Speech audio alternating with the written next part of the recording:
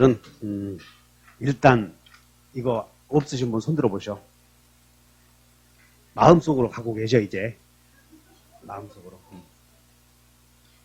아, 그거 없어도 돼요. 없어도 돼.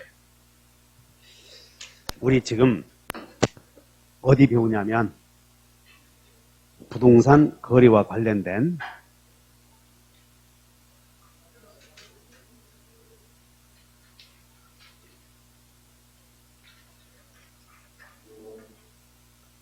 매매 계약을 배우는데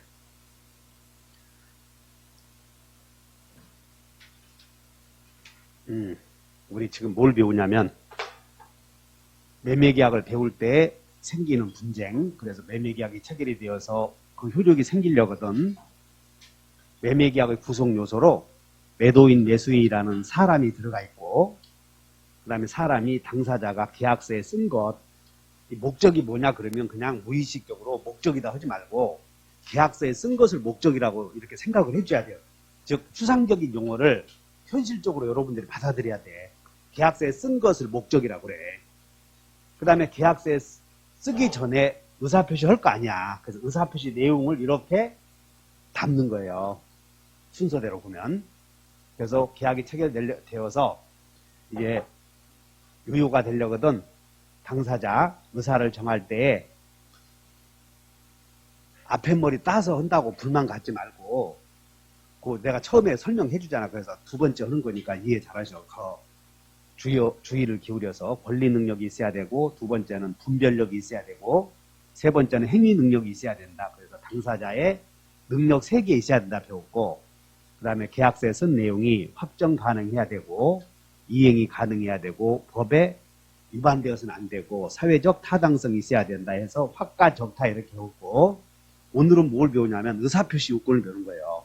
그래서 의사와 표시가 같아야 돼. 일치해야 되고, 의사를 정할 때 하자가 없어야 된다. 요거 배운다고. 한번 읽어본다. 일치하고 하자 없을 것.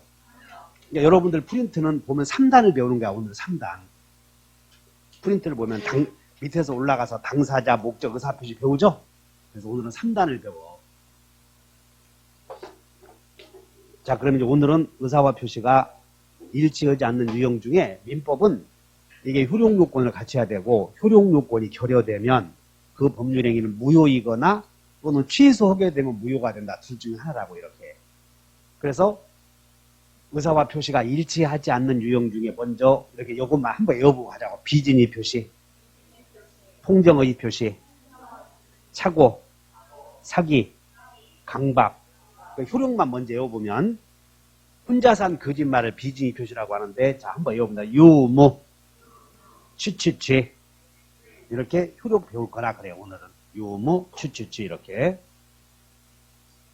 그러면 이제 의사표시에서 효력 요건을 갖춰야 되는데 저게 의사와 표시가 일치해야 되고, 그 다음에 우리 민법에서 비통 착사강을 통칭해서 의사표시가 정상적으로 이루어지지 않았다고 해서 이거 비정상적 의사표시라고 불러요.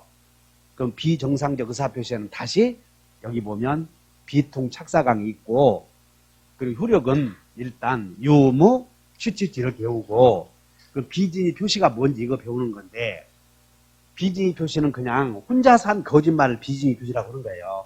속마음을 숨기고 없는 얘기를 하는 거라고. 여러분들 거짓말 엄청 해왔어 지금. 엄청 거짓말 해왔다고. 어렸을 때부터 여러분들 혼인한다고 해놓고 안 해버리고 엄청 거짓말 해오고 있다고 지금도 하고 있어. 그걸 뭐라고 불러 법에서는? 나는 평생 비진의 표시하고 있구나. 평생 교회 다니면서 하나님 다시는 범죄를 저지르지 않겠습니다 해놓고는 다음에 또 술 먹고 가서 기도하고 그런다고 이렇게. 그래서 우리는 법률 용어로 진의 아닌 의사표시를 앞에서 비진의 표시다 이렇게 얘기하는 것이고, 비진의 표시는 그냥 거짓말에다 하면 돼. 다시 한번 거짓말. 그 다음에 통정허위 표시는 통정이 뭐냐면 양해하에, 너 양해를 얻어서 둘이 짜고 한 거짓말을 통정허위 표시라고 불러요. 그래서 법률 용어로 통정허위 표시라는 말이 나오면 얼른 뭐라고 생각해야 돼? 둘이 짜고 했다 이렇게 기억하시라고. 그 다음에 착오는 실수로 속이 없는 말. 자, 여러분들 실수로 속이 없는 말. 그래서 우리는 갑의 토지 소유권이 지금 맨 배우는 게 갑의 토지 소유권이 매매 계약을 통해서 을에게 넘어가는 과정을 배우는데 갑이 이 토지를 얼마에 팔 생각이었느냐면 96만에 팔 의사였어요. 96만에 팔 의사였는데 요 을에게 그냥 한번 던져보는 거예요. 여기 봐, 정신 차리고. 여보, 휴대폰 보지 말고 여기 보시라고. 여기 오면 주의를 가져. 이거 사람 무시하는 거라고 졸거나 그러면. 나는 여러분들을 설득시키기 위해서 애를 쓰는데 지금 여러분들 요 새로 오신 분들 잘 들어. 기존에 있는 분들은 이런 얘기 안 해도 되거든. 사실은 이런 얘기 지금 할 필요 없는 내용을 새로 오신 분들을 위해서 떠드는 거라고. 이게 왜 이런 사람, 기존에 있는 사람들 이런 것도 다 도를 통해서 알고 있어. 그러니까 정신 차려서 해야 된다고. 그래서 토지 매매 계약을 통해서 어떻게 하면 넘어가느냐 그 과정을 배우는데 갑이 이 을을 무시하는 거예요. 생긴 것도 생겨서 딸만 5 낳았거든. 딸만. 어렸을 때 딸만 있는 집 보면 운동회 오면 맨날 터지잖아. 그거 운동회 올 때 아들 있는 집은 그래도 달리기라도 하는데 줄다리기라도 나가라고 해. 대표 선수로. 딸만 있는 집은 그냥 막걸리통 들고 다녀. 엿장수 꽁무니 쫓아다니면서. 그래서 갑이 을에게 너에게 거짓말로 자네에게는 16만 원에 팔겠네 해버린 거예요. 참외 거짓말로. 실제로는 팔면 96만 원에 파는데 무시하고 너에게는 이놈아 내가 16만 원에 팔겠다 한번 던져보는 거라고. 이걸 거짓말이라고 그래 지금. 그러면 갑이 거짓말로 16만 원에 팔겠다고 했을 때 매매 계약은 16만 원으로 정해져야 돼. 정해지지 말아야 돼. 그래서 이것을 속에 없는 말 했으면 믿은 을을 보호해 줘야 될 거 아니야. 그래서 원칙 유효다 그 말이야. 유효. 그 다음에 두 번째는 갑이 토지를 을에게 팔 생각도 없고 을에게도 살 생각도 없어. 근데 둘이 짜고 매매한 것처럼 꾸미는 이유는 묻지 않아. 여러 가지 이유 때문에 네가 내 토지를 16만 원에 사기로 한 것처럼 꾸미고 이렇게 계약서 써놓고 네 이름으로 등기 좀 하자. 이것을 속이 없는 말 했으니까 통정의 표시야 이거. 자, 여기는 둘 다 속이 없는 말 했으니까는 이건 둘 다 보여줄 필요가 없으면 무효라고 그런 거예요. 이번에는 갑이 이제 1번 했고 둘이 짜고 있고 2번, 3번은 96만 원에 팔아야 되겠다 했는데 실수로 이렇게 기재해버렸다고. 이것을 실수로 속이 없는 말을 착오로 의사표시했다 이렇게 얘기하고 이번에는 갑이 토지를 을에게 팔아야 되겠는데 A라는 녀석이 의사를 정할 때 A라는 녀석이 자네 토지 주위에 쓰레기장 들어선다고 하더라. 이렇게 쓰레기장 들어선다고 하는 속임수에 빠져서 의사를 정해서 이렇게 96만 원에 팔겠다고 한 거예요. 속임수에 걸려서. 근데 쓰레기장이 생기기는커녕 법원 단지가 들어와. 그리고는 그때부터 토지가 막 수직 상승하는 거예요. 이걸 속아서 봐라. 쓰레기장 생긴다고 하는 사람의 말을 듣고 속아서 이렇게 팔았더니 쓰레기장이 안 생기거든. 그럼 여기서 의사와 표시가 사기는 속임수에 걸려서 의사 표시했을 때 사기는 일치요 불일치요.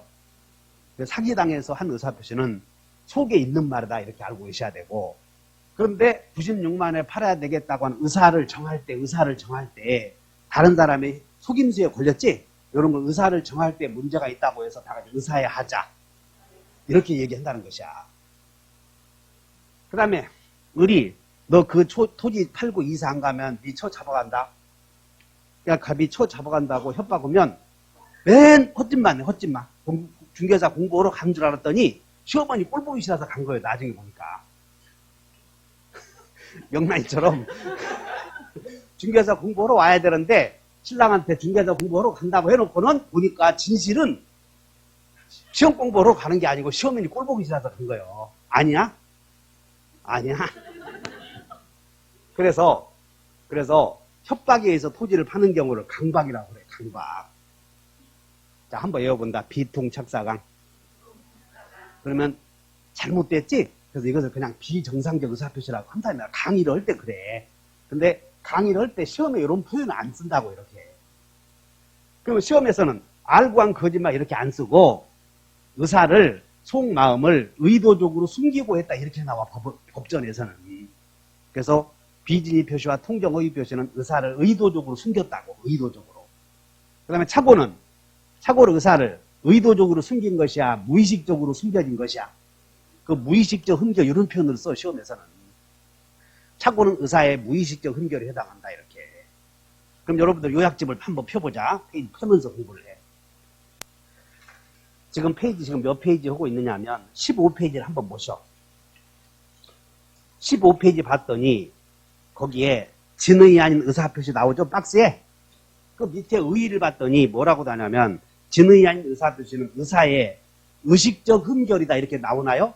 그러니까 여러분들 그 용어들을 알고 있어야 되는 거예요. 이렇게 알고 있는 강의할 때 하는 소리고 시험 문제를 풀어볼 때는 알고 한 거짓말이라 그렇게 안 나와.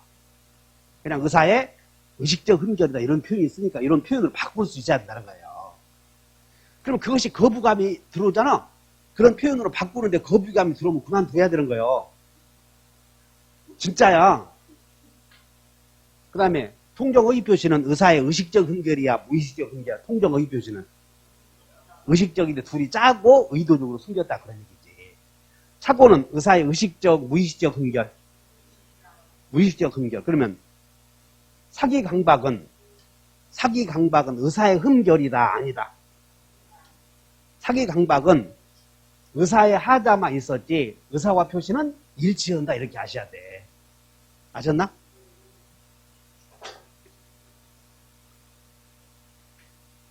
그러면 오늘은 이제 의사표시 체계도를 보면 의사표시만 놓고 본다면 그래.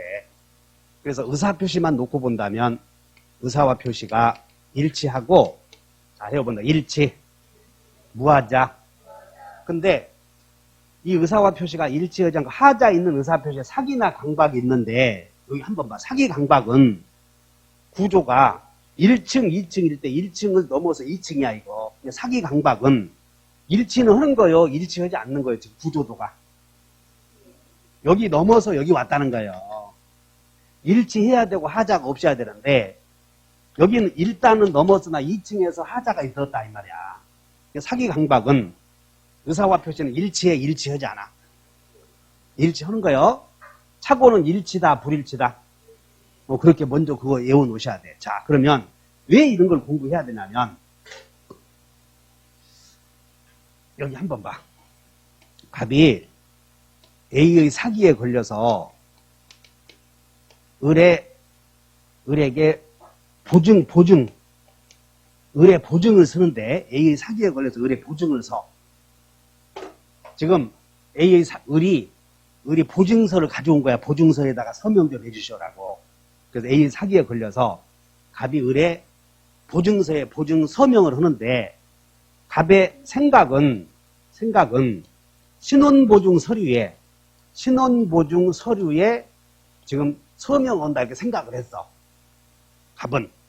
근데 나중에 표시해놓고 보니까 신원보증 서류가 아니라 연대보증 서류야. 요게 시험에 나오거든.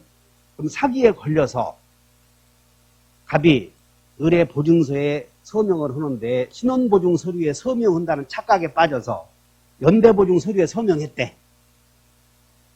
자, 여기는 그러면 갑은 을에게 이 상대방이 알 수 있었다. 알 수 있었다 그 말은 사기에 걸렸다는 것을 을이 알 수 있었다 그런 뜻이야. 그러면 갑이 A의 사기에 걸려서 신원보증 서류에 서명한다는 착각에 빠져서 연대보증 서류에 서명한 경우 갑은 사기를 이유로 이렇게 취소할 수 있냐 이게 문제야. 사기 취소 가능 불가능.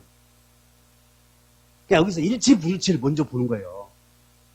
지금 갑의 의사는 연대보증 서류에 서명하는 것이다. 신원보증 서류에 서명한다.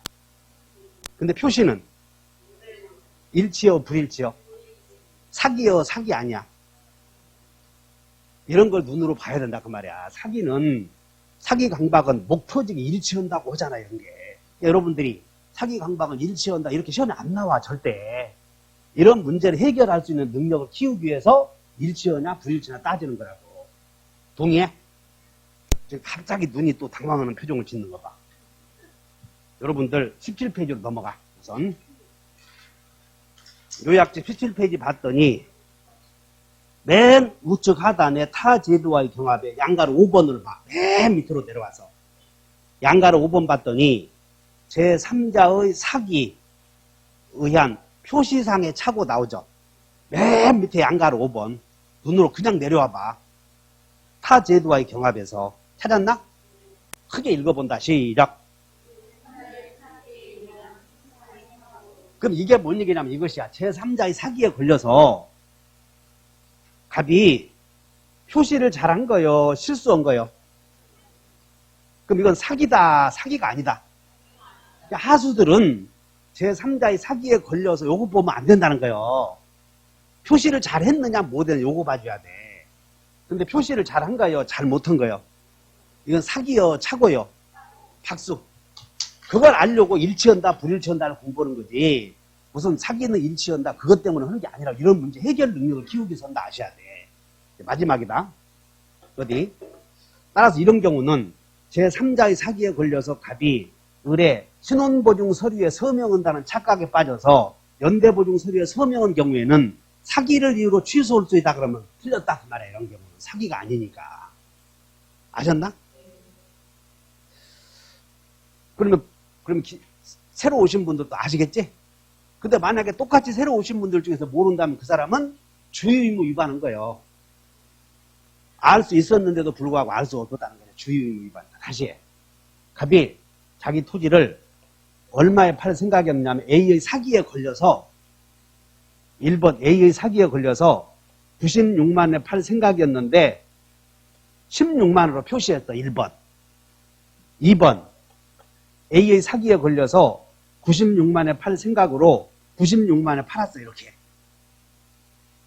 이건 표시를 잘한 거예요? 못한 거예요? A의 사기에 걸려서 이렇게 쓴다고 한 것이 이렇게 썼잖아. 착오요, 사기요, 여기는? 여기는? 두 개 구별하면 된다, 그 말이야. 나는 오늘 강의 다 했어. 지금 금방, 눈빛이, 여기 봐, 의사의 하자는, 주의해야 돼.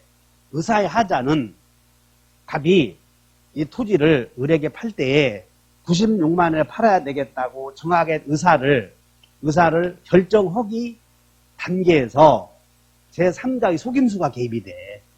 의사를 결정하는 단계에서 제3자의 속임수가 개입이 돼서 A의 사기에 걸려서 쓰레기장이 들어선다는 판단을 해서 팔았는데 이렇게 쓰레기장이 안 생긴다 그 말이야. 그러면 사기에 걸려서 봐라.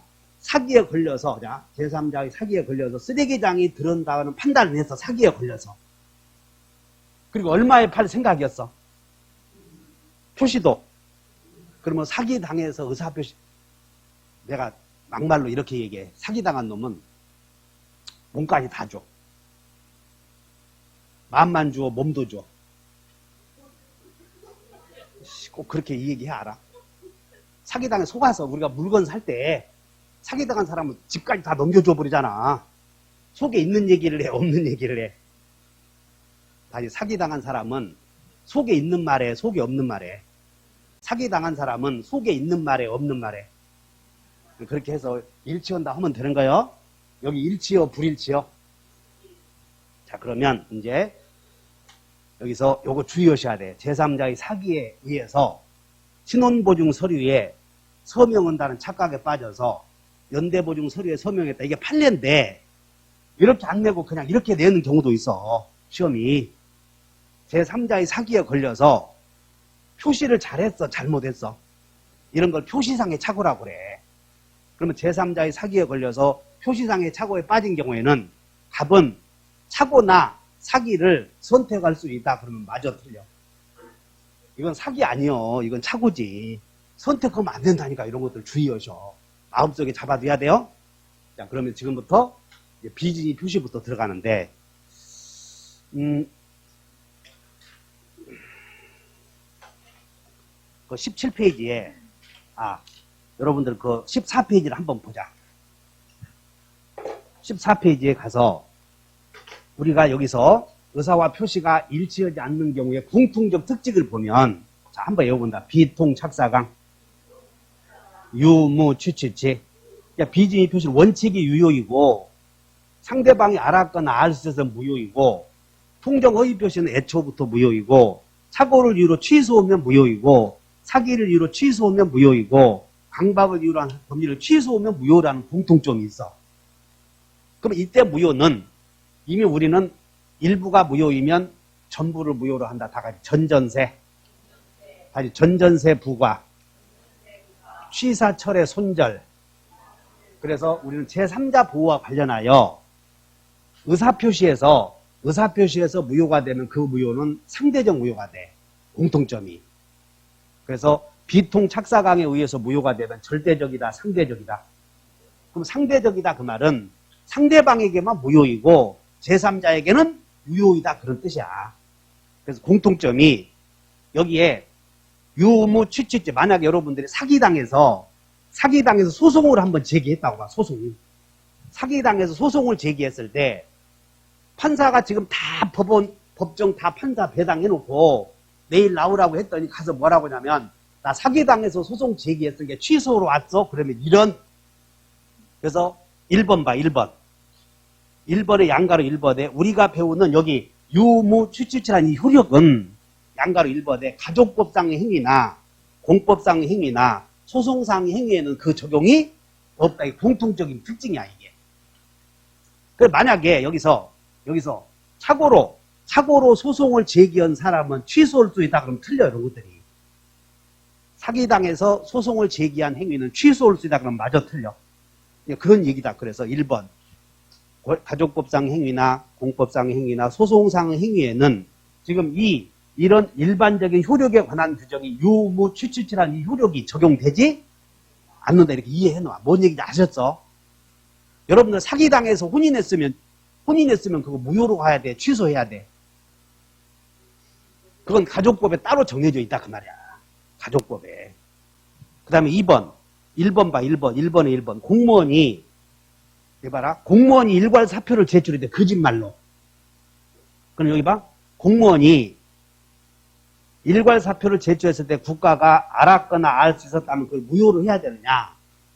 아니면 공무원의 일괄 사표는 항상 획일적으로 처리해서 유효로만 해야 되느냐에 관하여 공무원이 일괄 사표를 제출한 행위는 국가와 공무원과의 관계지 민법의 규정을 적용하지 않고 상대방이 알았거나 알 수 있었다면 무효로 한다는 이런 규정을 적용하지 않겠다는 거예요. 그래서 1번 봤더니 공무원의 일괄 사표는 언제나 뭐만 된다?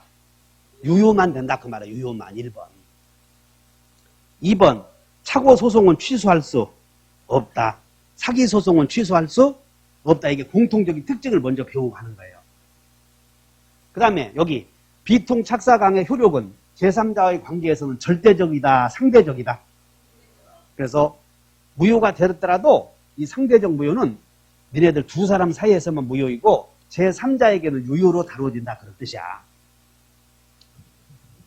그 다음에 양가로 2번 봤더니 무효와 취소의 효력은 선의의 제3자에게 대항하지 못한다. 상대적 무효. 그 다음에 자 여기 봐. 갑이 을과 이렇게 거짓말로 거짓말해도 아들이 통할 놈도 있고 안 통할 놈도 있어. 그래서 아버지가 대승아 너 공인중개사 자격증 취득하면 응? 집 주마. 그래서 살고 있는 집 주마. 너 장가 가야 될 거 아니냐. 아버지고 어머니고 힘들어서 살고 있는 집 준다고 그런 거예요. 그래서 아버지는 참이요 거짓이요. 거짓말로 집 준다고 했다가 자격증 취득하면. 근데 아들이라면 거짓말이라고 해서 아버지 뜻을 받아들여서 자격증 취득하도록 공부하러 나와야 돼, 안 나와야 돼? 근데 미리 알고, 아버지 뜻을 미리 알고 안 나와. 그 사람도 아니에요, 그것은. 그래서 거짓말로 아파트를 준다 그랬어. 그럼 이 경우, 갑이 거짓말로 아파트를 준다고 했을 때, 이건 줘야 돼, 주지 말아야 돼. 그래서 이 상대방을 보호해 주려거든. 상대방은 갑의 거짓말임을 알 수 없어야 돼. 다시 한번 알 수 없었다. 이렇게 해야 보호해 줘. 근데 이 을과 거래한 병은 여기는 알 수 있었다, 보호되는 거 이런 것이야. 자, 갑이 거짓말 했을 때 이 을은 갑의 그 아버지로부터 하신 말씀을 직접 들었잖아. 그러니까 이 사람이 을은 거짓말인지 아닌지 이 사람은 더 정확하게 알 수 있었을 거 아니야. 그래서 우리는 알 수 없었다 이런 표현을 이제 법에서 배울 텐데 이 사람 몰랐고 갑의 진이 아님을 몰랐고 그리고 주의 의무 위반이 없는 것을 무과실이라고 불러. 그래서 선의이고 과실이 없으면 그때는 보호해줘. 근데 제3자는 이 사람을 보호해 주려거든 이 사람은 한 달이 건너뛰었잖아. 그래서 이 사람은 알 수 있었다의 경우에도 보호돼야 안 돼. 알 수 있었다 이 말은 선이다 그 말이야. 선이 몰랐어. 근데 선의인데 몰랐는데 주의를 다 해야 됨에도 주의를 다 하지 않는 경우를 과실이라고 그래. 따라서 제3자가 알 수 있었던 경우에도 보호해줘 안 해줘? 말이 어렵지? 말이 어렵기는 뭐가 어려워. 이렇게 시험에 나오니까 주의해야지. 그래서 자 따라서 알 수 있었다. 그럼 알 수 있었다의 상태는 알았다 몰랐다. 몰랐어. 몰랐는데 주의를 다 했어야 함에도 불구하고 주의를 다 하지 못해서 모르는 상태야. 그러니까 이 사람은 선의이고 주의를 다 해야 되는데 다 하지 못했지. 이걸 선의 과실이라고 불러요. 이렇게. 따라서 제3자는 쉽게 말해서 제3자는 선의이고 과실이 있어도 보호돼야 안 돼. 된다고. 상대방은 선의이고 과실이 있어야 돼. 선의이고 무과실이어야 돼. 왜? 직접 들었으니까. 그 밑에 봐 이제. 양가로 3번. 하자 있는 행위 시에 상대방과 제3자의 보호 요건. 첫째, 상대방을 보호해 주려고 하던 상대방은 어떤 요건? 선의, 무과실. 제3자를 보호해 주려고 하던 제3자는 선의이면 족하고 무과실은 요건이 아니다. 이해해? 자, 그렇게 해서 제3자가 보호되느냐 안 되느냐 따지는 거예요. 그럼 이제 여러분들 비통 착사강에서 비진이 표시를 다시 배우는데 오른쪽에 보셔. 여러분 교재. 내가 강의를 하는데 주의 의무를 다 해야 돼, 여러분들. 주의 의무 위반해서 모르면 선의 과실이야, 그런 거. 내 탓 하지 마. 다시 한번 주의 의무 위반. 그냥 강의를 할 때는 여기 주식 같은 거 하지 말어. 그리고 휴대폰 다 버리고 여기 와서 여러분들이 여기 와서 강의를 들으면 나하고 계약을 했을 때는 성관지 의무를 갖고 강의를 경청하겠다는 약속을 한 거예요. 근데 성관지 의무 없이 그냥 둘다가 마치 그게 무슨 인생에 대단한 것처럼 그러면 안 된다고 이런 게. 그러니까 딱 정신 차려야 돼.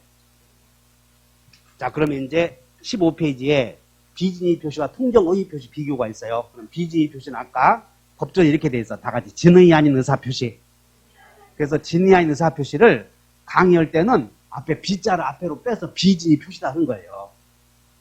그럼 아까 진의 아닌 의사 표시는 의사의 흠결이다 앞에 배웠어. 그래서 이걸 혼자서 한 거짓말을 진의 아닌 의사 표시라고 하고 한번 읽어보면 한번 읽어본다. 의사 표시는 시작.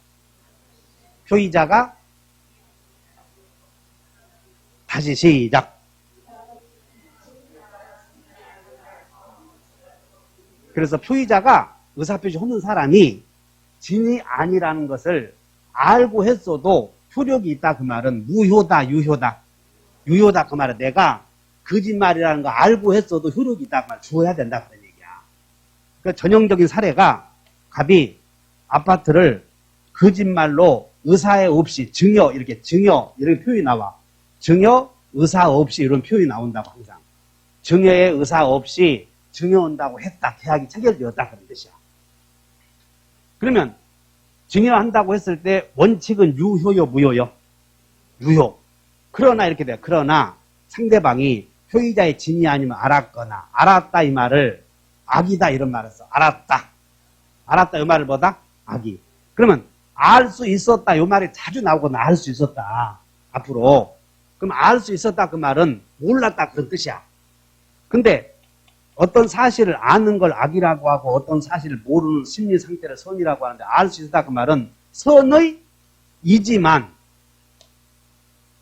강의를 할 때는 잘 들으라고 그랬어. 졸았어. 주의 의무 위반했다는 것이야. 그래서 선의지만 주의의무 위반을 과실이라고 불러. 과실이 있는 경우다 그런 얘기야. 그래서 갑이 거짓말 했을 때 상대방을 보호해 주려거든 을이 상대방을 보호해 주려거든 과실이 있으면 돼 안 돼? 그러니까 아까 상대방을 보호해 주려거든 선이어야 돼? 선이 무과실해야 돼? 그런 생각을 하라고 선이 무과실. 그러니까 이 사람은 을이 알 수 있었다 알 수 없었다 이렇게 나온다니까 시험은. 알 수 있었다 그 말과 알 수 없었다 그 말은 비슷해. 다시 한번 알 수 있었다. 그러면 알 수 있었다는 건 알았다 몰랐다? 몰랐어.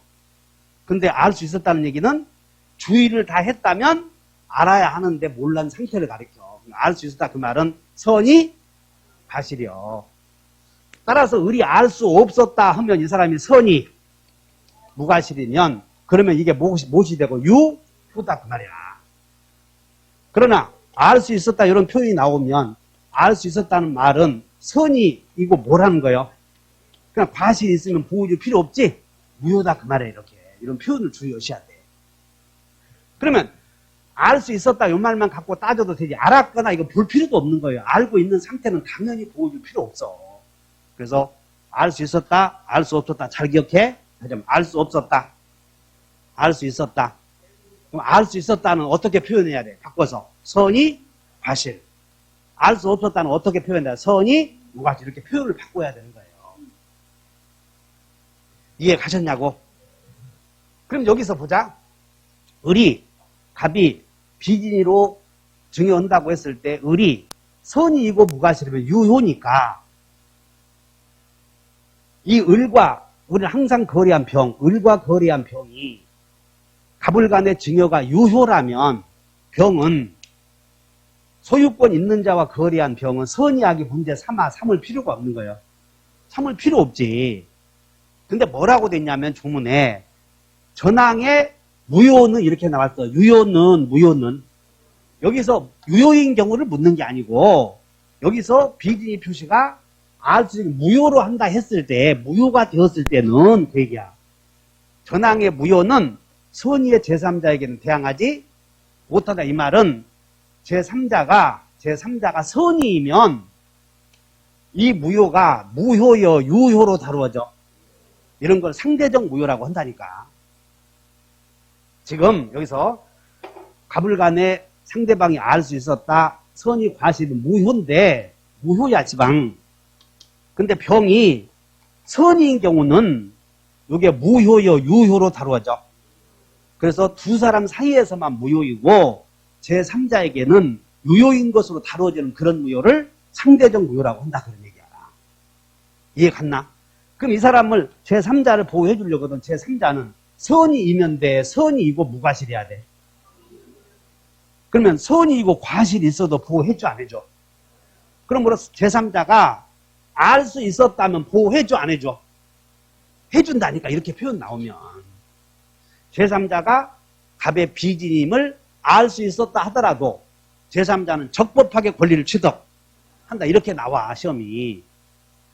알 수 있었다 이 말을 선이이고 뭐다? 이렇게 나오든가 제3자는 선이이기만 하면 되고 무과실은 요건이 아니다. 또 이렇게 표현하던가 그래. 제3자를 보여줄 때는. 이해 가셨어? 그래서 제3자 권리 취득하는 거 그것만 잘 이해하시고 그러면 이제 여기서 진의 아닌 의사표시는 진의의 정의를 물어보는데 진의는 진의는 국어에서는 이렇게 진정한 의도 이렇게 쓰여 있어. 국어사전을 보면. 근데 이 여기서 진의는 민법에서 진의는 속에 있는 말이야. 속에 있는 말. 근데 그 속에 있는 말은 내가 토지를 을에게 줘야 되겠다라고 하는 속에 있는 말은 속에 있는 말을 정하게 된 이유는 묻지 않아. 강박위에서 정했든 협박에서 정했든 어쩔 수 없이 정했든. 그래서 여기서 을이 친정 오빠가 여동생에 찾아와서 혜수가 오빠가 은행에 가서 융자 좀 받아야 되겠는데 네 이름으로 명의 좀 대여해다오라고 부탁을 하면 여동생이 오빠에게 명의를 빌려줘. 그래서 오빠가 은행 가서 동생 이름으로 차명 소비대차 계약을 해.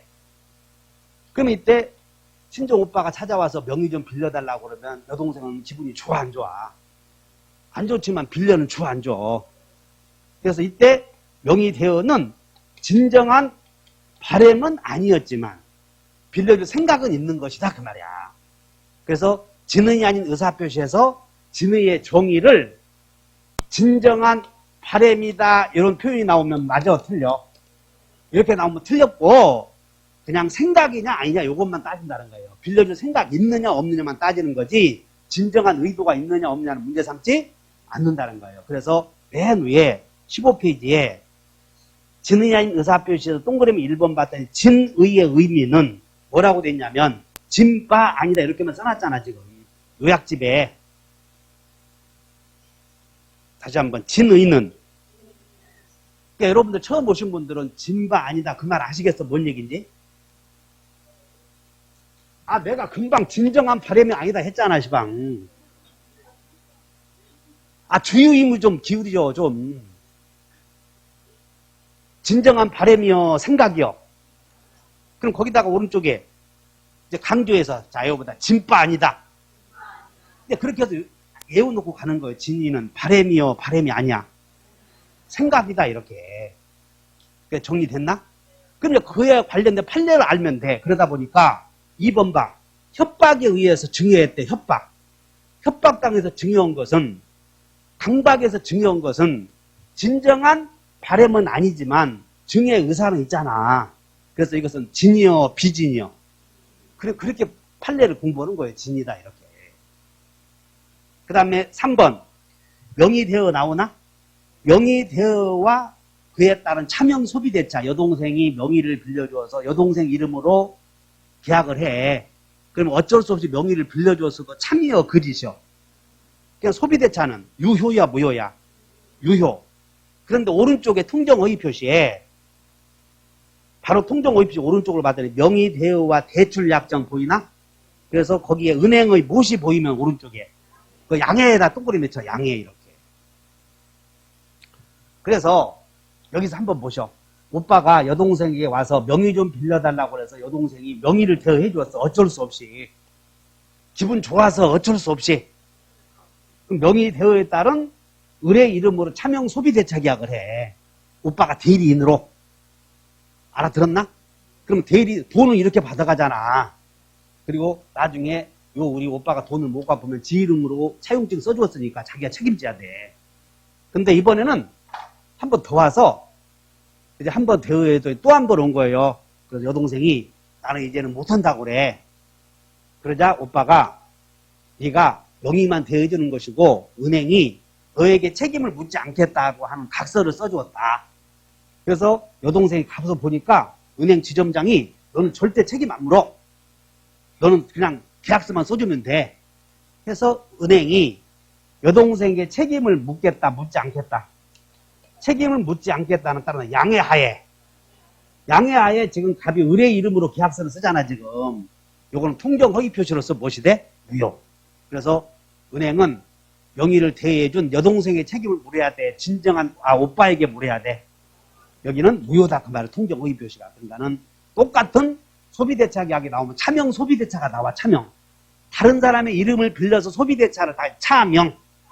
빌릴 차, 이름명, 차명이라고 그래. 남의 이름을 빌린다. 다시 차명. 다시 임대차. 차자가 나오면 빌릴 차자 이런 게 차명 소비대차. 그러면 이 오빠가 여동생의 이름을 빌려서 은행 가서 차명 소비대차 계약을 하면 여동생 책임져야 돼? 안 져야 돼? 안 져야 된다고 하면 또 주의 의무를 위반했잖아. 원칙이 져야 된다니까. 근데 무엇이 보이면? 그러니까 양해를 찾아라 꼭 외워야 돼. 그걸 통정허위 표시라고 그래. 그거 해결했어. 그 다음에 이제 여러분들 그 일괄사표가 나와. 그 밑에 일괄사표는 여러분들이 누가 사표 내니까 일괄사표는 진정으로 사표 냈겠어? 거짓으로 냈겠어? 그 일괄사표만 나오면 비진이 표시야. 일괄사표만 나오면. 그런데 공무원이 일괄사표 냈을 때 여기 보자는 거예요. 갑이 국가가 공무원에게 모두 일괄사표를 제출을 하고 지시가 왔어. 공무원에게. 그래서 을이라는 공무원도 국가의 지시에 따라 일괄사표를 다 낸 거예요. 사직서. 그럼 일괄사표 제출은 진짜 의사가 있는 거요? 없는 거요? 없는 거야. 이게 일괄사표만 나오면. 자, 일괄사표는 진이요, 비진이요? 비진이. 그러면 상대방이, 이 사람이 상대방이야, 국가가. 그러면 상대방이 알 수 있었다. 상대방이 알 수 있었다. 그러면 원칙은 무효 아니야. 선이 과실이 있으니까. 근데 상대방이 알 수 없었다 그러면 무엇이 돼야 돼? 유효. 그런데 이것은 사인 간에 아까 사인이 사인이 사인에게 증여하는 경우와 같은 경우는 이런 효력이 적용되지만 국가와 공무원 간의 행위는 국가의 법에 의한 공무원법의 적용을 받아야 하는 것이지 민법의 규정을 적용받는 것이 아니므로 공무원이 국가에 일괄사표를 제출했으면 비록 그것이 비진이 표시이고 국가가 비진이 표시임을 알았더라도 무효로 하자 언제나 유효로만 하자 그 얘기야 지금 이게 언제나 유효로만 하자 그래서 여러분들 여기 15페이지 우측 좌측 하단에 쭉 내려왔더니 적용으로 한번 봐 적용 쭉 내려왔더니 보였나? 그리고 공법에 공무원의 일괄사표 나오지 여기 우측 하단에 쭉 밑으로 내려와 얘들아 빨리 밑으로 내려와 다른 데 돌리지 말고 거기에 공무원의 일괄사표 나오나? 내가 깜짝 놀란 게 공무원의 일괄사표는 비진이 표시가 아니대 이렇게 강의해 공무원의 일괄사표는 비진이 표시가 아니니까 유효다 이렇게 강의하더라고 인터넷 보니까 그래서 내가 깜짝 놀랐지 근데 어쨌든 간에 그렇게 해도 80점 맞으면 합격하잖아 다시 해. 공무원의 일괄사표는 유효요 무효요 효력은 언제나 유효야 이거 근데 진위 표시라서 유효요 비진이 표시이지만 유효요 그렇게 해야 맞다는 거예요 비진이 표시이지만 유효다 그 말이야 이렇게 설득됐지?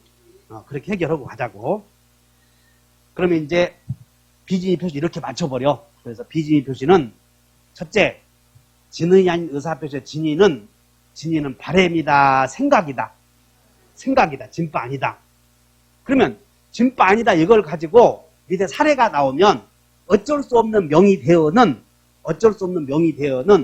진이요 비요 진이 강박에 한 증여는 진이요 비요 진이 일괄사직서 제출은 진이요 비진이요 그렇게 구별하면 되는 거예요 일괄사직서 제출 근데 일괄사직서라도 앞에 개인의 일괄사직서고 공무원의 일괄사직서는 달라 내가 일괄사표 냈다면 회사 사장이 알았거나 알 수 있으면 무효요 내가 일괄사표 냈을 때는 근데 공무원이 일괄사표 냈을 때는 국가가 알았거나 알 수 있었다면 무효요 그냥 언제나 유효요 효력이 달라지는구나 아시면 돼요 공법상 행위에는 적용 안 된다고 아까 이 얘기했잖아 아까 착오로 소송 제기했다고 해서 취소하면 안 된다는 거 똑같다 그 말이야 그러니까 이해해 줬어? 그래서 여러분 같이 앉아있는 사람들끼리 서로 이해가 안 되면 좀 물어봐 그런 것들은 물어보라고 자기 자신을 솔직하게 고백해서 나는 이것이 모르는데 너는 어떻게 이해했느냐 그럼 옆에 있는 애가 가르쳐 주거든 지 이해 못했는데 답은 가르쳐 줄 수 있어 그것이 이상하게 선생이 가르쳐 주면 모르는데 동급생이 가르쳐 주면 또 안다고 그래 그래서 자기 자신이 일단 머리가 설득이 되면 넘어가면 되거든 일단 자 그 다음에 통정의 표시로 가는 거예요 비진의 표시 이렇게 하면 돼 그래서 여러분들 상대방을 보호해 주려거든 상대방은 선이어야 돼 선이 무과실해야 돼 제3자를 보호해 주려거든 선이 있으면 된다 그러면 선이 과실은 알 수 있었다 알 수 없었다 선이 과실은 그럼 알 수 있었던 사람은 보호해 줘야 돼 제3자가 알 수 있었다면 보호해 줘야 돼 해주지 말아야 돼 해줘야지 상대방이 알 수 있었다면 보호해야 돼 해주지 말아야 돼 상대방이 알 수 있었는데 보호해주면 안 돼 상대방은 알 수 없었다 해야 보호해 주는 거예요 선이 무과실이어야 그런 표현을 주의하시라고 말이야 그래서 여러분들 시험 문제는 다 그렇게 했네 선이 무과실 이런 게 안 된다고 알 수 있었다 알 수 없었다 이렇게 되니까 그거 하나 외워놓는 거예요 자 그 다음에 이제 진의한 인사표시에서 상대방이 선이 무과실이다 이런 표현은 그냥 이제 언제 쓰는 거냐면 11월 달에 쓰는 용어이고 선이 무과실이란 알 수 있었다, 알 수 없었다. 바꿔서 공부해봐 한번. 선이 무과실은 알 수 없었다. 선이 과실은 알 수. 그럼 악인은 알 수 있었다요, 알 수 없었다. 악인은 아니요, 악인은 달라 그거도고. 하여튼 저렇게 막. 그러니까 내가 얘기하니까 둘 중에 하나 막 대답해버리지? 악인은 알 수 있었다도 아니고 알 수 없었다도 아니요. 악인은 그냥 다른 악인은 알았다. 따로 가야 돼, 영역이. 그 선이 놓고 알 수 있었다, 없었다 갖고 오는 거니까. 구별하셨겠지? 그 다음에 이제 통정허위 표시. 그럼 통정허위 표시는 어떻게 물어보냐면, 갑이 을과 짜고 이렇게 물어봐, 짜고. 그래서 짜고, 매매를 가장했다, 전형적인 게. 그런데, 매매를 가장했다, 이렇게 나오면 그냥 통정허위 표시인지 금방 알아차리는데, 아까 명의대어에서 금융기관의 양해 이런 거 보이잖아? 그것이 허위 표시인지 아닌지 그걸 구별해야 돼, 그걸 가지고. 다시 한번 차명대차. 남의 이름으로 돈을 빌렸을 때 유효냐 무효냐. 원칙이 유효요 무효요? 유효. 언제 무효? 금융기관에 양해 있으면 무효다. 그거 하나 딱 기억해놓으라고. 자, 그러면 상대방과 통정이 뭐냐면 통정이 그냥 양해다 이렇게 하면 돼. 양해. 허위의 의사표시는 여기 봐. 무효로 한다 나왔거든. 그럼 무효로 한다 그러면 무효는 몇 단계? 5단계 생각하시겠어? 어째 또 눈이 사슴눈이냐? 여기 프린트 좌측에 5단계 좀 외우라고 하지 않았어? 여기 프린트 여러분들 드리면서 여기 우측에 무효는 5단계로 해결하라. 요거 아니 내가 그래. 내 것은 아무것도 아니야? 여러분들이 합격하려거든. 여기 봐라. 통정허위 표시는 무효로 한다 이렇게 나오고 그 후에 여러분들이 무효였을 때 어떻게 처리할 것인가 대처 능력은 책에 막 쭉 쓰여 있어. 근데 그걸 여러분들이 요약하면 첫째, 일부가 무효이면 그렇게 한다는 거예요.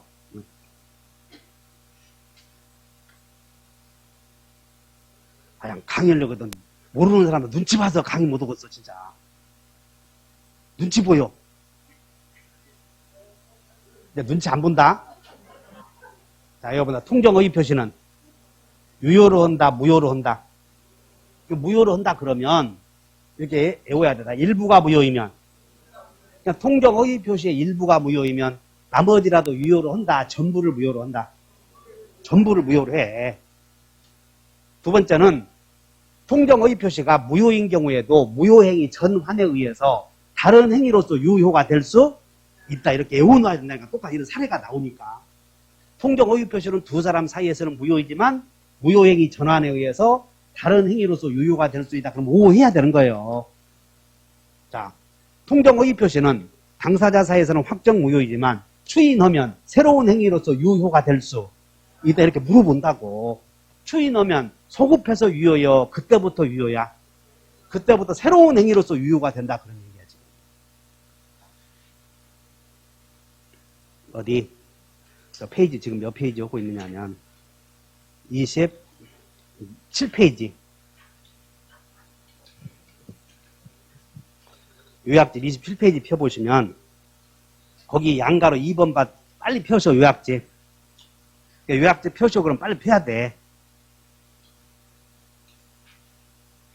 그리고 여기 여러분들 사람들의 자세가 오늘 민법 하는 날이면 아침부터 정신 좀 차리고 와야 돼.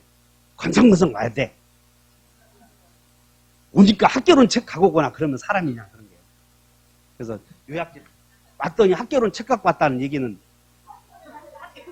민법인지도 모르고 왔다는 거 아니야. 그러니까 이 요약집 안 갖고 온 사람들이 많아. 자, 위에서 양가로 2번에 동그라미 1번 봤더니 일부가 여기 봐. 일부가 무효이면 나머지를 유효로 해. 전부를 무효로 해. 그러면 이렇게 물어본다니까. 자, 이렇게 물어봐. 다음 중 무효에 관한 설명이다. 옳은 것을 골라라. 틀린 것을 골라라. 이렇게 물어보든가. 다음은 통정허위 표시에 관한 설명이다. 이렇게 물어본다고. 두 가지 방법이 있어. 그래서 통정허위 표시에 관한 설명이다. 이렇게 나오면 이렇게 적용을 이거 해줘야 돼. 자, 묻는다. 통정허위 표시는 당사자 간에는 확정적 무효이고 무효행위 전환의 법리가 적용된다. OX. O 해야 돼 이렇게. 그 동그라미 2번이야 그거. 자, 동그라미 2번 읽어보나 다리. 무효행위의 전환 시작. 그러니까 이 말이 뭐냐면 그 글씨를 한번 이거 전환이 뭐냐면 바꿔진다 그런 뜻이야 이게. 그래서 읽어보면 무효인 행위도 전환에 의해서 다른 행위로서 유효가 될 수 있다. 근데 우리 시험에 이 무효행위 전환을 꼭 물어보는 게 불공정한 행위에서는 반드시 물어봐. 불공정한 행위에서는 불공정한 행위는 무효행위 전환의 법리가 적용된다 물어본다고. 그러면 통정 허위 표시도 물어보면 오 해야 된다니까. 그 다음에 세 번째 무효행위 추인. 무효인 행위는 추인하여도 유효가 되지 않는다. 근데 추인해도 절대 유효가 안 되는 게 목적에서 강행법규에 반하거나 반사이득 행위는 절대 안 되니까 그 두 개 외우는 거예요. 외워요. 강추 없다. 그러면 지금 여러분들이 내가 한데 강추 없다 요 말이 그것이 어디서 나오는지를 모르면 또 헛것이고 여기서 나온다는 거 여기 봐. 강행 목적에서 강행법규에 반해서 무효가 된 행위는 추인하여도 유효가 될 수 없고 목적에서 반사이득 행위는 추인하여도 유효가 될 수 없어. 그러면 어디? 당사자에서 의사 능력이 없어서 확정 무효이면 추인하면 새로운 행위가 될 수 없다 하지 말고 있어. 여기는 두 개만 없다니까 그렇게 못 알아듣겠냐? 명란이 너는 알지? 이제 우리 둘만 알면 가자. 둘이. 개영이도 알아? 자신이 없는 것 같은데 하나 더 물어봐야 되겠네. 그럼 어디? 사기를 이유로 취소해서 무효가 된 행위는 나중에 추인 넣으면 새로운 행위가 될 수는 있어? 있어 다. 두 개만 없다니까 다리. 강행법규 반사. 그래서 여러분 시험에 다음 중 추인하여도 유효가 될 수 없는 것을 골라라. 그럼 그거 한 문제 나와. 유로 삼아라고. 여러분들 시험장 가면 10문제 중 10문제는 위안 삼아라고 준다고 하지 않았어. 떡밥으로. 그리고 조금만 공부하면 10문제는 그냥 맞춰서 20문제는 그냥 맞히는 거예요. 근데 이 무효의 경우에 전전세 5단계 외워놓으면 나머지 10문제는 또 자동적으로 맞춰버린다니까. 이거 봐라. 10문제 그냥 줘. 잡수시라고. 또 공부하면 10문제 그냥 맞춰. 그 다음에 무효에 생기는 법률 문제 알아놓잖아. 10문제 자동적으로 맞춰. 왜? 무효취소 해제는 관법지 없다. 동시행 항정권 있다. 막 연결이 되거든. 그러니까 그거 외워놓어도 10문제 맞히거든. 그래서 검단에 방문가에 오신 분들은 30개는 못 맞으면 뭐요? 30개 못 맞는 사람들은 뭐라고 해야 돼? 스스로. 말을 못 하잖아 지금. 또 내가 하면 내가 안 해 이제 그 얘기. 우리 집사람이 절대 그 얘기 하지 말라고 교회 가서 기도한대. 그래서 기도빨이 안 먹히면 안 되잖아. 그래서 무효를 물어보는 게 두 가지가 있다니까. 일단 여기를 알아놓고 여기서 이렇게 되는 거야. 여기서 이렇게 왔을 때 확정 무효인 경우 여기서 이제 5단계 전전세 무효가 취사철의 손절 이런 거 물어봐. 아시겠어? 자, 그러면 통정 허위 표시 다시 가보자. 어디 봐. 그러면 통정 허위 표시 지금 무효인 경우 당사자가 무효임을 알고 추인하면 새로운 행위로서 유효가 될 수 있다. O요 X요. 그래 O라고 이렇게 통정을 물어보는 게 여기서 물어봐. 그 다음에 여기야 갑이 가장매매기에서 의뢰 이름으로 등기를 해 주었겠어 안 해 주었겠어? 그럼 의뢰 이름을 등기했는데 무효요. 그러면 갑은 의뢰에게 야, 네 명의로 돼 있는 이득은 부당이득이게 내놓으라 할 수 있다니까. 그러면 부당이득 누리는 사람에게 내놓으셔 못하는 게 여러 사람이요 딱 한 놈이요. 그 놈이 누구야? 처백에 준 놈.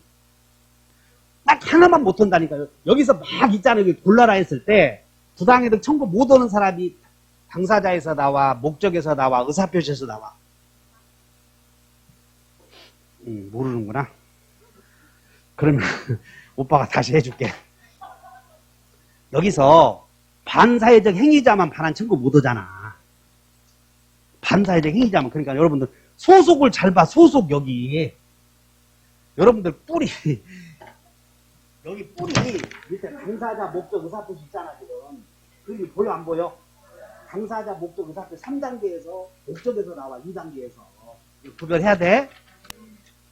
됐어. 그런 걸 다 알게 되니까. 그러므로 여기는 통정 허위 표시로서 무효 행위를 한 사람은 내놓으시 할 수 있다니까.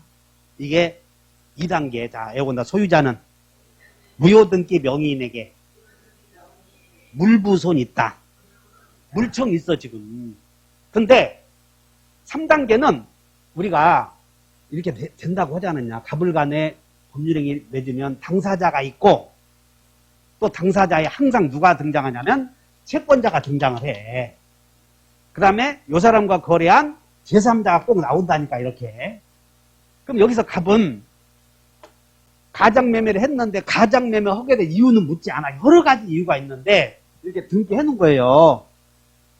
근데 등기해 놓은 이유가 채권자의 강제집행을 면하려고 한 거거든. 그러니까 채권자는 의뢰 명의로 되어 있는 상태에서는 강제집행을 못해. 왜?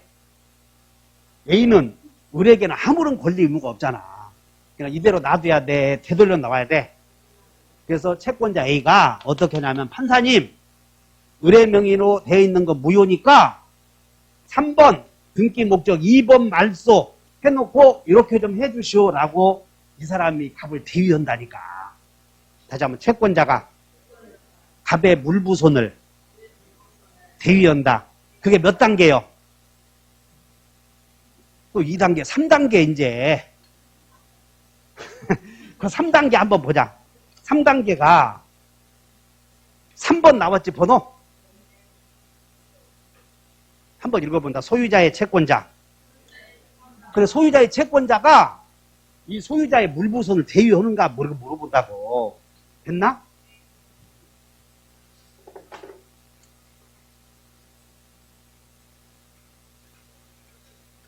자, 3단계는 소유자의 채권자는 갑의 물부손을 직접 대위해. 또 하나는 채권자는 갑을 간의 행위가 사회행위임을 이유로 채권자 취소권 행사할 수 있는가 물어보는데 통정허위 표시도 통정허위 표시의 채권자가 가장매매가 사회행위가 됨을 이유로 채권자 취소권 행사할 수 있어. 거기다 오 있어 여러분들 프린트 보면. 그래서 여기서 우리 시험 보여. 여기 뭐야? 여기 봐. 채권자 취소권의 대상이 되냐 안 되냐를 물어보는 게 두 군데서 물어봐. 하나는 통정허위 표시에서 되냐 안 되냐 물어봐. 통정허위 표시에서는 된다 안 된다? 된다. 그런데 목적에서 반사회적 이중매매는 된다 안 된다고. 그러니까 두 군데서만 물어보는 거예요. 아니면 무효의 일반론을 물어봐자. 보자. 무효인 행위에 관한 설명이다. 2번. 무효인 행위도 채권자 취소권의 대상이 될 수 있다. 이렇게 물어본다니까. 그럼 O 해야 돼? X 해야 돼? O 해. 무효인 행위도 채권자 취소권의 대상이 될 수 있어. 되잖아 지금 통정허위 표시도. 그런데 반사회적 이중매매는 금전 채권이 아니니까 안 된다. 두 군데서 물어보는 거예요. 프린트 안 갖고 온 사람들은 그냥 들어. 내년에 또 와. 내년에 오시려고 마음먹으면 손들어. 내가 따숩게 잘해줄게. 밥도 사주고 따숩게 잘해줄게. 손들어봐. 그냥 부에 좀 팍팍 질러야 돼. 올해 꼭 합격하실 거지? 그럼 지금도 안 늦었다니까 이거. 내가 해주는 거 계속 반복해주지 않습니까? 7월 달에 와서 작년에 합격한 사람들 3명 있어. 7월 달에 와서 누구냐? 여기 뒤에 은영이 남자친구 하나 왔는데 공부하다가 7월 달부터 시작해서 합격했으니까 내가 속이 좋겠냐? 배 아프겠냐? 그래서 그 사람이 얼마 동안 그냥 집중하느냐에 따라 결정되는데 여러분들이 공부를 했을 때 집중했으면 여러분들 것을 만들어야 되는데 그 과정이 복습이요. 그래서 반드시 복잡한 것들은 하나의 체계로 만들어서 단순화시켜서 여러분들 것으로 만들어 써봐야 되는 거예요. 반드시 이렇게. 복습을 한다는 얘기는 기존에 배웠던 것을 암기한다는 것이 아니라 새로운 사실을 터득하게 되는 거예요. 공부를 하다 보면. 이게 복습이야 이게. 새로운 사실을 터득하지 않고 기존에 내가 몰랐던 것이 알아가는 그런 터득해 가는 과정이 복습인데 그냥 밑줄 그는 거 그거 쓰는 게 복습이 아니라고.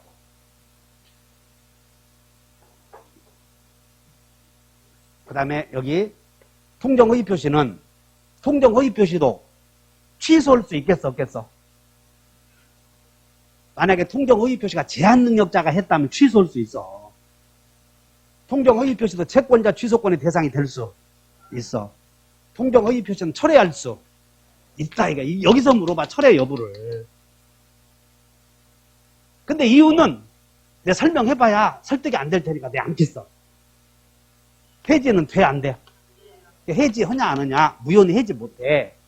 그 다음에 통정허위 표시에 기해서 손해배상 청구한다 못 한다? 여기서 한 문제 물어봐. 여기서. 그래서 27페이지 맨 밑에 본다. 요약질 27페이지에 맨 밑에 11번. 자, 우측 하단 맨 위에 11번. 무효행위에 기한 시작.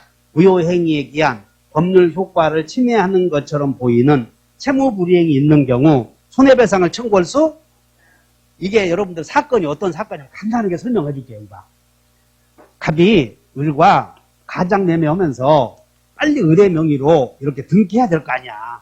등기는 중개사가 법무사가 해. 법무사에게 갑이 위임을 한 거예요. 법무사야 빨리 등기 좀 해라. 근데 이 법무사가 을의 이름으로 등기하려고 하는 과정에 문제가 생겨서 제때 등기를 못한 것이야. 그래서 갑의 이름으로 등기되어 있는 것을 기화로 제3자가 강제집행을 해버리자 갑이 법무사에게 너 이씨 법무사 자격증 있어? 너 어디서 땄어? 이 새끼 일 제대로 못했잖아. 이 자식아 내가 빨리 너한테 가장 매수인 명의로 등기하라고 했으면 내가 강제집행 안 당했을 텐데 네가 제때 등기 못해가지고 내가 토지 날라갔으니까 이 새끼 너 재산 5억 내놔 라고 소송을 제기한 사건이야. 알아들었냐? 그래서 판사는 가장행위에 의해서 을의 이름으로 등기했어도 어차피 갑의 채권자는 갑을 대위해서 알소 등기해서 채권자는 어차피 강제집행 할 수 있었잖아. 그래서 법무사 네가 제때 등기했든 안 했든 을의 명의로 돼 있는 등기는 무효이고 최종적으로는 채권자가 원상 회복시켜서 강제집행 할 수 있었으니까 제때 등기했든 안 했든 너에게는 손해가 생긴 것이 없으니 가장행위에 기하여 채무불이행이 있는 것처럼 법무사가 일을 제대로 못했다. 채무불이행이 있는 것처럼 보였더라도 너는 어차피 손해가 생긴 것이 아니니 손해배상을 청구할 수 없다. 이게 판례야. 이게 가장행위에서 나와. 한 번 더 읽어봐. 시작. 그럼 여러분들은 여기다 밑줄을 침해하는 것처럼 보이는 밑줄 그려봐. 침해하는 것처럼 보인대. 참 내가 그러지 않았어. 야 명란아 너 미인인 것처럼 보인다. 기분 좋아 안 좋아? 좋잖아. 사람이 우리가 참 자네 미인인 것처럼 보이네 그러면 안 좋아 기분이? 아 좋지. 그럼 어디 자네 부자인 것처럼 보이네. 좋아 안 좋아? 아, 다시 한다고 부지처럼 보이네. 그래서 거기 봐. 부자인 것처럼 보인다의 실체 반대는 부자 아니라는 거 아니야. 거기 보면 침해하는 것처럼 보인다 이 말을 보고 실제로는 침해했어 안 했어? 그걸 해석할 수 있어야 돼. 그거 포인트야 이게. 침해하는 것처럼 보인다. 실제는 침해하지 않았다. 그러니까 그러고 인하여 손해배상 청구하지 못한 이렇게 나오면 그걸 잡아줘야 돼. 근데 이 판례가 무효에서 많이 나왔는데 그 판례가 나오는 배경이 가장매매에서 기일했다 하시는 거예요. 가장매매에서. 그 다음에 자 여기 가장매매에 기하여